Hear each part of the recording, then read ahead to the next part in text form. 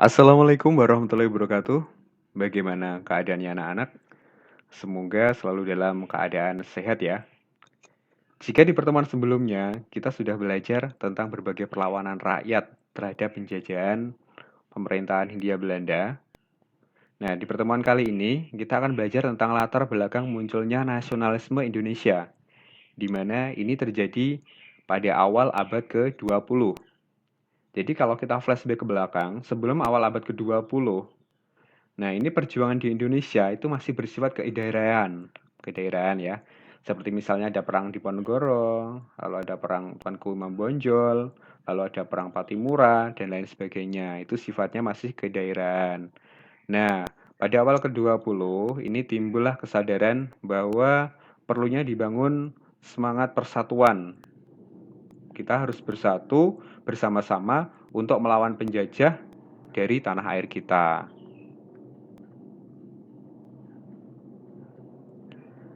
Nah, tumbuh dan berkembangnya semangat kebangsaan itu terjadi pada awal abad ke-20.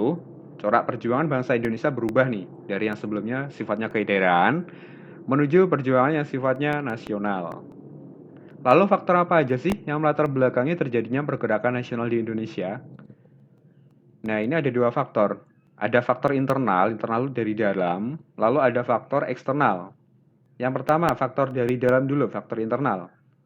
Yang melatar belakangi terjadinya pergerakan nasional Indonesia itu yang pertama adalah perluasan pendidikan, lalu kegagalan perjuangan di berbagai daerah, kayak kegagalan perang Diponegoro, kegagalan perang Imam Bonjol seperti itu, lalu rasa senasib sepenanggungan akibat dijajah, perkembangan berbagai organisasi etik daerahan.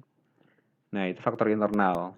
Faktor eksternalnya munculnya paham-paham baru di dunia seperti pan-islamisme, nasionalisme, sosialisme, dan lain-lain.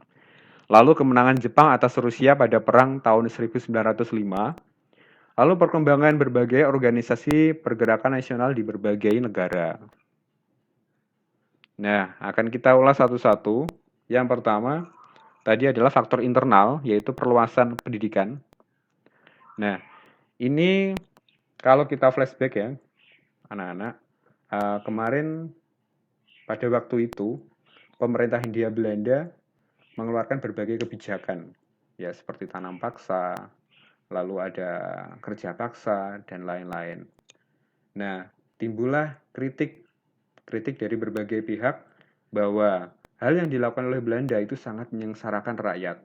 Nah, oleh karena itu, pemerintah Hindia Belanda itu mengeluarkan kebijakan yang dinamakan politik etis.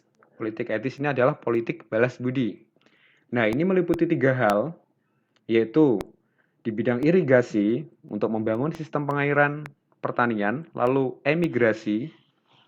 Emigrasi itu transmigrasi membuka lahan pertanian baru, lalu edukasi. Edukasi itu pendidikan, memperluas pendidikan bagi rakyat pribumi gitu. Nah, ini dijalankan kebijakan ini pada tahun 1901. Tiga kebijakan tersebut sebenarnya tujuannya untuk memperbaiki kondisi masyarakat yang semakin terpuruk. Tapi, dalam pelaksanaannya, kebijakan politik etis lebih berpihak kepada penjajah kolonial Belanda. Seperti itu. Tapi walau begitu, ada sisi positif nih yang paling dirasakan masyarakat Indonesia. Karena dengan adanya pendidikan ini dapat membangkitkan semangat nasionalisme para pemuda kita. Seperti itu. Lalu yang kedua tadi ada kegagalan perjuangan di berbagai daerah. Kegagalan perjuangan di masa lalu menyebabkan corak perjuangan bangsa Indonesia berubah dari sifat yang kedaerahan menuju perjuangan yang sifatnya nasional. Kita kemarin kan sudah belajar kan, ada perang Diponegoro, lalu ada perang Tuanku Imam Bonjol, dan lain-lain, di mana itu sifatnya masih kedaerahan, hingga akhirnya Belanda dalam posisi menang. Lalu rasa senasib sepenanggungan. Tekanan pemerintah Hindia Belanda pada bangsa Indonesia telah memunculkan perasaan kebersamaan rakyat Indonesia sebagai bangsa yang terjajah. Nah, hal inilah yang mendorong tekad bersama untuk menghimpun kebersamaan dalam pergerakan kebangsaan Indonesia. Gitu. Jadi karena rasa senasib sepenanggungan yang sama dalam arti tekanan dalam penjajahan, nah itu memunculkan perasaan kebersamaan rakyat Indonesia. Berikutnya ada perkembangan organisasi etnis, kedaerahan, dan keagamaan. Nah, ini muncul berbagai organisasi ya. Jadi pada awal abad ke-20 muncul berbagai organisasi. Ada Jong Java, ada Trikoro Dharma, Jong Islaminten Bon, Perkumpulan Pemuda Kristen, Muhammadiyah, lalu ada Nahdlatul Ulama, ada Taman Siswa. Itu.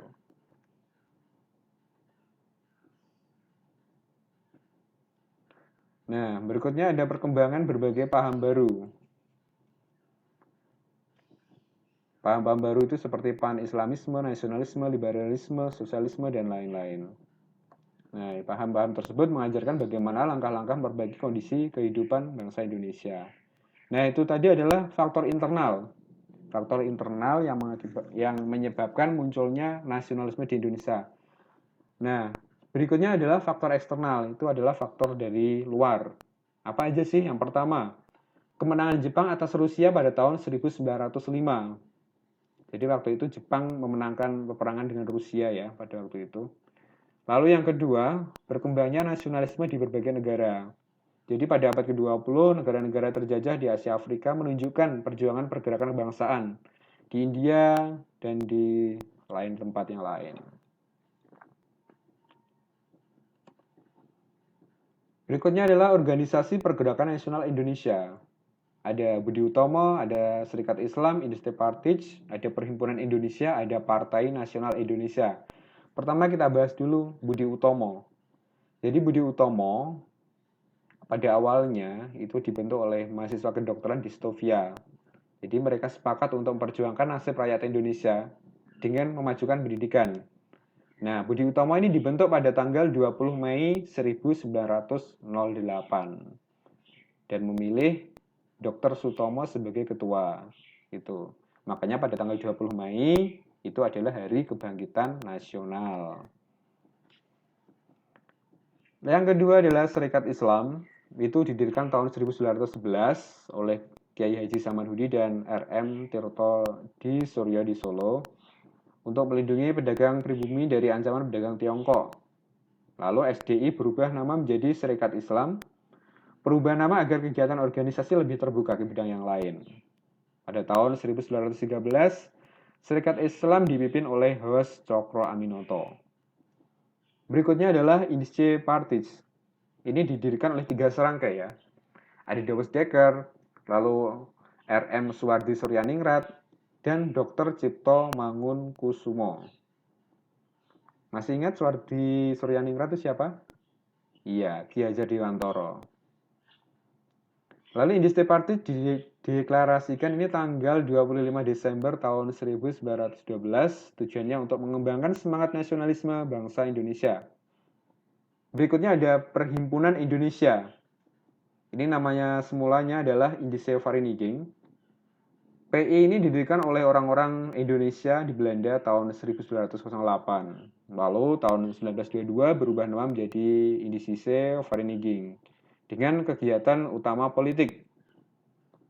Tahun 1925 berubah nama menjadi Perhimpunan Indonesia. Nah, tujuan utama dari Perhimpunan Indonesia itu untuk mencapai Indonesia merdeka. Memperoleh suatu pemerintah Indonesia yang bertanggung jawab pada seluruh rakyat. Siapa aja sih tokoh-tokohnya dari Perhimpunan Indonesia? Ada Muhammad Hatta dan Ali Sastro Amijoyo. Itu diantaranya. Lalu ada Partai Nasional Indonesia atau PNI. Ini didirikan pada tanggal 4 Juli 1927 di Bandung dengan dipimpin oleh Insinyur Soekarno. Tujuan PNI adalah Indonesia merdeka dengan ideologi nasionalisme. PNI ini mengadakan kegiatan konkret baik politik, sosial maupun ekonomi. Organisasi ini terbuka dan revolusioner sehingga PNI cepat meraih anggota yang banyak. Itu, ini tadi ya, adalah Organisasi Pergerakan Nasional Indonesia. Jadi yang pertama itu ada Budi Utomo yang paling pertama kali dibentuk. Lalu berikutnya ada muncul organisasi yang lain, ada Serikat Islam, Industri Partij, Perhimpunan Indonesia, dan Partai Nasional Indonesia. Nah, karena ada gairah, ada semangat untuk kebersamaan, nih, para pemuda dari berbagai dari berbagai organisasi pemuda ini berkumpul untuk mengadakan suatu kongres. Nah, kongres ini dilaksanakan dalam dua kali. Yang pertama adalah Kongres Pemuda 1. Ini dilaksanakan tanggal 30 April sampai 2 Mei tahun 1926 di Jakarta. Ini dihadiri oleh berbagai organisasi pemuda. Kongres ini berhasil membentuk jaringan yang lebih kokoh untuk mempersatukan diri. Lalu yang kedua ada Kongres Pemuda 2. Ini dibentuk dengan ketuanya Sugondo Joyo Puspito.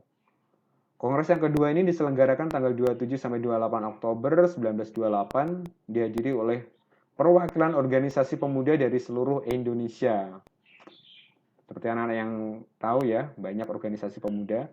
Ada Jong Java, Jong Sumatera Bon, Jong Batak, dan lain-lain. Dalam kongres ini keinginan untuk membentuk negara sendiri semakin kuat. Itu. Nah, kalau pada gambar ini ada gedung Indonesia Club Gebo. Ini tempat dideklarasikannya Sumpah Pemuda sekarang menjadi Museum Sumpah Pemuda.